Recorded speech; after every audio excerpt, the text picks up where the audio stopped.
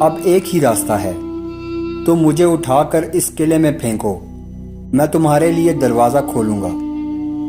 اس نے قلعے کی دیوار پر کھڑے ہو کر منکرین ختم نبوت کے لشکر کو دیکھا اور پھر تنہے تنہا اس قلعے میں چھلانگ لگا دی۔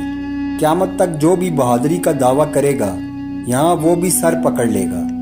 ایک اکیلا شخص ہزاروں کے لشکر سے لڑ رہا تھا اور اس نے دروازہ بھی کھول دیا اور پھر مسلمانوں نے منکرین ختم نبوت کو کاٹ کر رکھ دیا۔ اے قوم، کاش کہ تم جان لیتے کہ تمہارے اسلاف نے اپنی جانیں دے کر رسول اللہ صلی اللہ علیہ وآلہ وسلم کی ختم نبوت کا دفاع کیا ہے، جو ایک مٹھی بر جماعت کے ساتھ حد نکاح تک پھیلے لشکر سے ٹکرا گئی۔